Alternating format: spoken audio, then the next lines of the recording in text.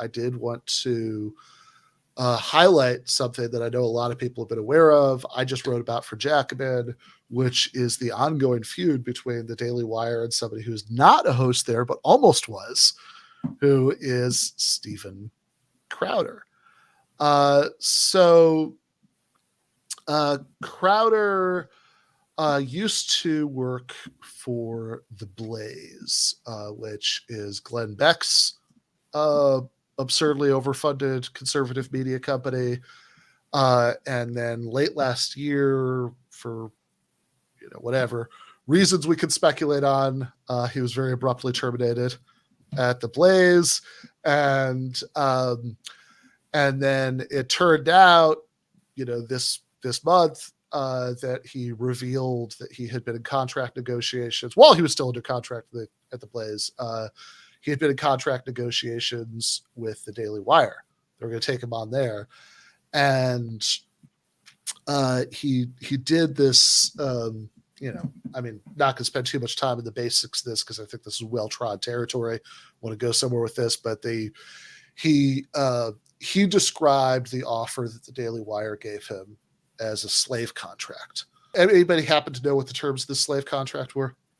It was $5 million for $50 million for 4 years. 50. It was 50. It was 50 million, right? 50 million. Yeah, for 4 years. 50. 12 million a year came to roughly. Yeah, right? it was something like that. Yeah, exactly. It was like 12.5 million a year is what it would have worked out to. He would have gotten 50 million over the course of 4 years. The same contract that you and Andy get at GTAA.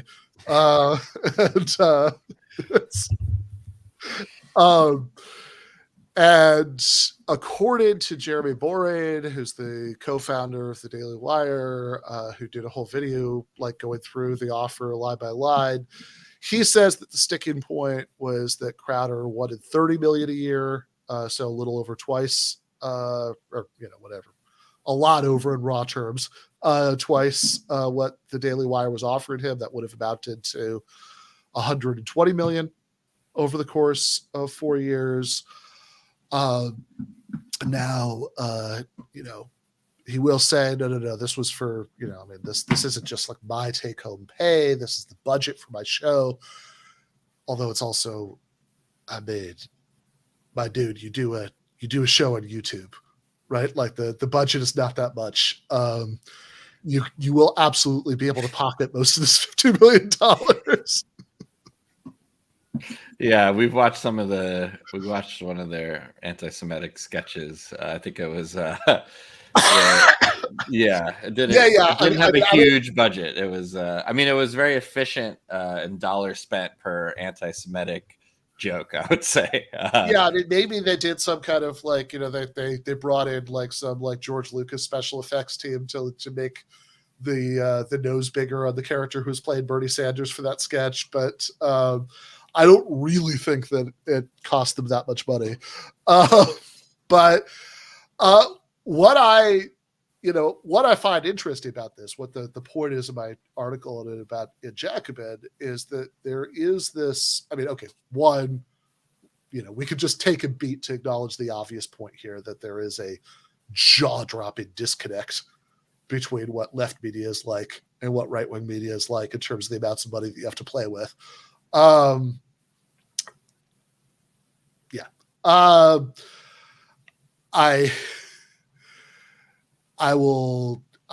seen enough of that up close to, again, I think I told the story when I was on the Majority Report a couple of weeks ago, but just thinking about, late 2021, going to see the Jacobin offices in Brooklyn, which is like one floor of one building. And I think literally somebody was like propping up the door with like a mop, because it didn't quite close properly. Right. This is the largest, the largest left-wing publication, in the United States. And then a few weeks later, doing the debate with Charlie Kirk in Phoenix, and there are, it's its own dedicated building, giant Turning Point USA marquee on it. There are Turning Points USA carpets as you walk in through the sliding glass door. It looks like the Singapore airport in there, right? Like it's they have a silly amount of money, right? So we can do that, right?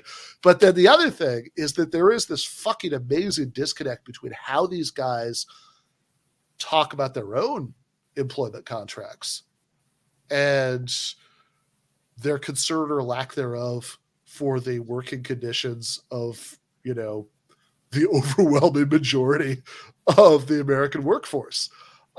Like so the example I used in the article, like, so what, you know, according to the Daily Wire, the big holdup was 12.5 million a year versus 30 million a year. But according to Crowder himself, he had this big objection in principle to this clause in the contract that if he got like demonetized or kicked off of YouTube, that he would lose some of the money.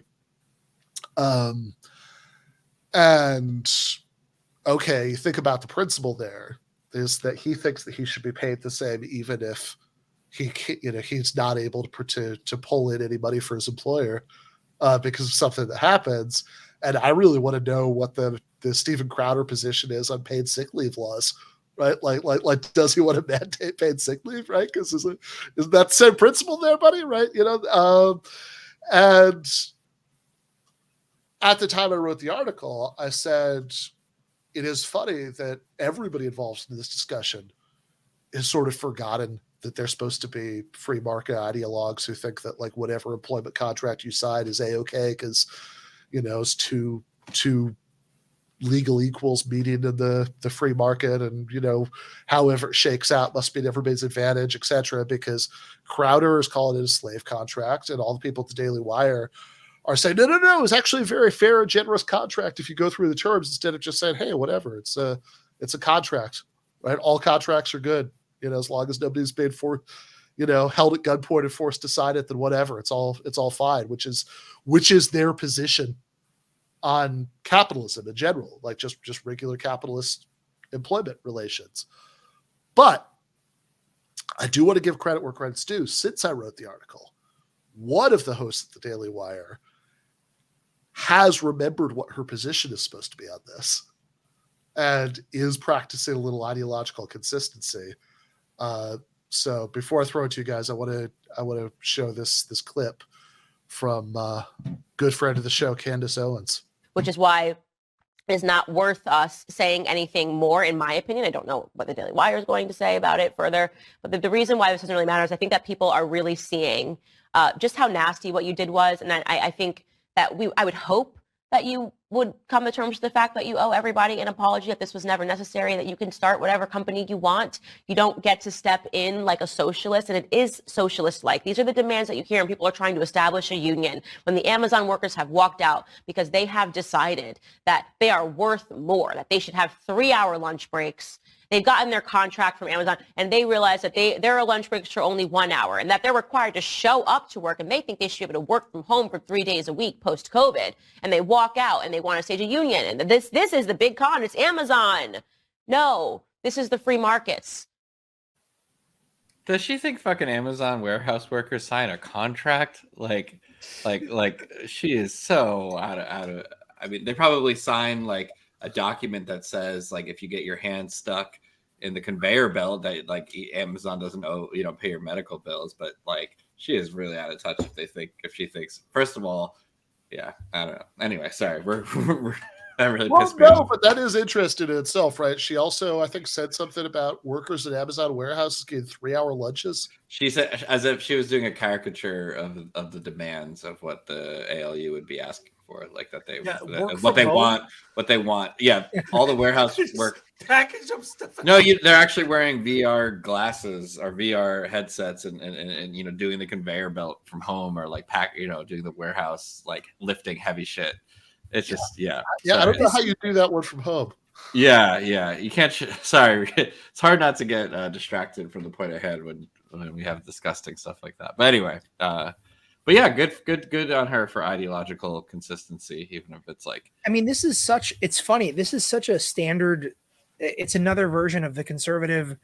What's the right term for this? How the conservative mind works. That, like for instance, you know, bigotry against gay people or someone who's trans until you have, you know, a gay child or or trans kid or nephew, and then they can kind of empathize. And so it's funny in this in the case of Crowder, because it's like, well, maybe there are some things. I mean, he's implicitly acknowledging, right, that there can be exploitation in a contract, and that you don't just have these two sort of like abstract parties that are engaging in a completely fair, completely uncoerced exchange. And I like what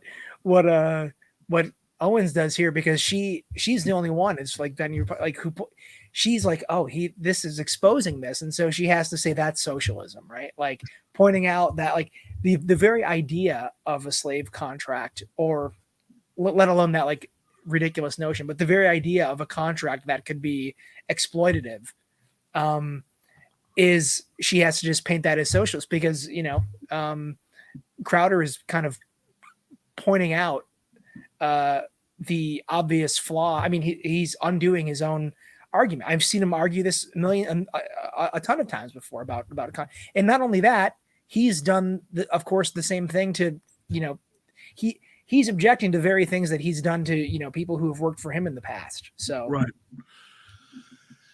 yeah, right. I mean, that is definitely true. I mean, like if you go and look at if you've spent way too much time watching all the videos these people put out about this very important labor dispute that they're having, that they like in one of them, like one of his objections is that the Daily Wire owns his content, forever, that they that like the stuff that he produces for them, the Daily Wire owns, which of course is, I mean, yeah, that's the idea. They're gonna pay him the big bucks to produce stuff that they then control, which is how that generally works. But also, as you say, I mean, it's not like nobody works for Steven Crowder and produces stuff for him that that he then controls. I mean, that's maybe the person who made that anti-Semitic skit actually owns that, and they're just gonna. He's actually fighting in his contract to give ownership back to Steven Crowder, so it's not. They go take it. But I mean, all this stuff only works if really these guys are like, what's the Ayn Rand? What are they called? Those guys that go on strike in her main book. Like these, if these people are presenting themselves as like better than you and more important than you, and like they're the Ubermenches of our society, and they're the only ones. John Galt. Yes, yeah. Like Steven Crowder is the modern day John Galt, and he can go on strike, and that is really what would, without Steven Crowder's videos, that's really what would, cause bedlam for our society and make everything grind to a halt. Yeah. Society would grind to a halt if we did that. No, but it only makes sense. And if you're a listener to this conservative stuff, it's really only people who deserve labor rights are only basically themselves, right? Kind of to your point, Russell. It's just like completely different set of rules for themselves, and it only makes sense if they think that they're better than everybody else, or better than the average person. Which is, if you want to have that philosophy, that's fine, but it's like fundamentally elitist, which is probably like, I didn't realize that I thought. With Charlie Kirk being so populist and everything like that, I was surprised to hear Candace just spit on, warehouse workers who just want, probably like a 15-minute break, let alone a 3-hour lunch. So it's just at that point is maybe worth lingering on for a second, because it would like have a lot, like rhetorically it would come off a lot different if she was actually saying real demands that the Amazon labor union was making, right? Which are not. I mean, I guess I haven't looked at the contract proposals or whatever, but I really don't think that they've been showing up to these negotiations with Amazon. I mean, I know there's a school of thought that says that you should start by demanding 11 or whatever, and negotiation, but I really don't think that like even their initial proposals are like, we should have 3-hour lunches. We should be able to package books from home. Yeah. Like, I'm pretty sure, like, you should like give people a reasonable amount of time to walk to the bathroom and back. I was pulling it up, and they want 8 immediate changes, which include paid time off for injured workers, pay raises, an end to arbitrary discipline, a shuttle bus to and from the Staten Island ferry.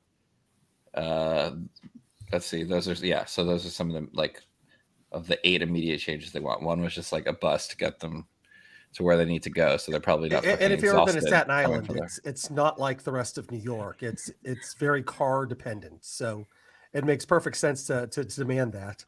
No, but yeah, they wanted probably a modest pay raise. They said one of this, free from arbitrary discipline. So Yeah. basically, just your manager chewing you out or putting you on some kind of performance plan, like for no reason, basically to have some kind of protection. I mean, arbitrary discipline. I mean, this is like a pretty standard, like this is one of the things that usually even like a not very good union will get for you, right? Which is just that, like, you can't be disciplined or fired without, some kind of process, right? That, like, it can't just be your boss's say so purely.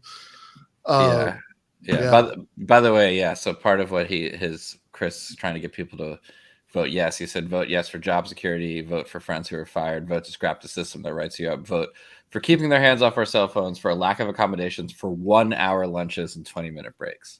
They're fighting for 1-hour lunches, or at least, to maintain that. So it's really kind of despicable for her to say that they have 1 hour and they're trying to get 3-hour lunches. And also, he was one of the initial fight was because they were exposing everyone to COVID. So they're literally trying to not die. Yeah. Yeah, well, it's the inverse of Ben's point about, or the point about the article, right? That, like, all this, the right-wing independent media needs all this money because it's completely top down because the ideas are so bad. And so what you have here is with Candace Owens is that you have to lie, you have to exaggerate and inflate the actual ask, because if you give the actual empirical, facts and data of what the ask really is, most people would be like, oh, that's perfectly reasonable, right? Yeah, I mean, I'm pretty sure that even the average Candace Owens viewer, if she did what Jake just did and pulled up the document and started reading off the demands, would be like, oh, okay, like they want a 20-minute break and some kind of job security and like privacy and like some reasonable amount of safety, at work. And okay, right? Like that's good for them, right? I mean, which is like, I mean, in fact, actually, if you look at not Chris Balls, but Justine Media, I might be getting her last name slightly wrong, but one of the organizers from the Staten Island warehouse, that initial campaign, the interview that she gave to Current Affairs, she actually mentioned that, like, one of the main, like, worker organizers at that warehouse in Staten Island was a Trump voter, right? I mean, there's the Uncle Pat, right? Is this, like, Italian American guy and voted for Trump and was like, I mean, not somebody who has Chris Smalls's overall political worldview in the least, but, like, probably wanted, like, more reasonable bathroom breaks, not to have to worry about getting fired all the time. Yeah. So, that's and I think that, I think Candace Owens knows that her audience is more likely to have the Uncle Pat reaction than the, like, it's like, no, what's this 20-minute break nonsense? You should, you should never stop, you should never stop generating profits for Jeff Bezos for a second. I think the company, your manager should be able to demand to see your cell phone and look through like what you're texting to see if I don't even know why they were surveilling people. I'm sure it was pretty messed up, but I think most people at their job would prefer to keep their cell phone, like, in their pocket and not have your boss looking at it. Yeah, no, exactly. And I think that's as you say, Russ, but that is what I said in the article, that I think that part of the reason why this is structurally important, that there is all this billionaire money coursing through right-wing media, is that they kind of need it, to do the job to which they're assigned. Because, I mean, look, don't get me wrong, that whole conversation I was having at the end of the main show about what what a post-capitalist society would look like and how that would work, and and all of that stuff. I'm under no illusions that the majority of Americans are like out there, like on, are there yet, right? Like clearly not, right? Like that's the I don't I don't think that I don't think that like the average working class American is like mad that Biden hasn't done communism, but in terms of what in the old the parties of the Second International used to be called the minimum program, right? The sort of the short-term stuff that we want right now. There is a fair amount of polling evidence that the stuff that the left wants is, mostly pretty popular, right? I mean, like if you, would say like, yeah, we should, it should be easier to organize a union. People should get paid more. Everybody should get healthcare. Without having to to deal with insurance companies. We should stop. We should stop wasting so much of society's resources on the war machine, and like reinvest that in domestic social spending. I mean, there are pretty solid majorities for all these things.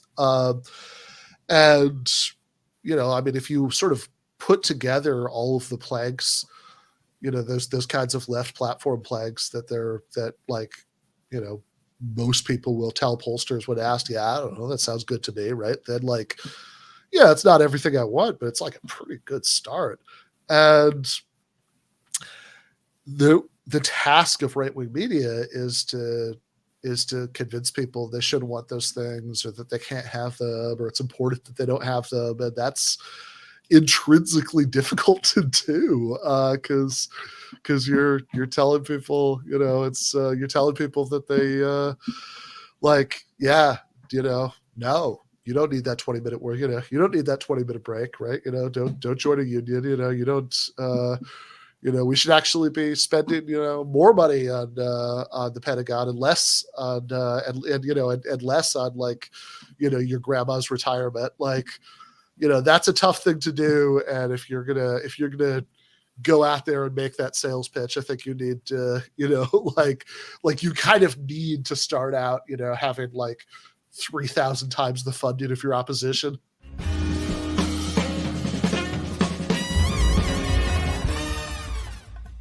You have been watching free public content from Give Them an Argument. To access every single episode of the show, the main show on Monday nights, all of the streams, all of the debate breakdowns, all of the patron-exclusive postgames on Monday nights, all of the patron-exclusive bonus episodes every week, and much, much more, go to patreon.com/Ben Burgis. I cannot resist ending this with, don't be foolish.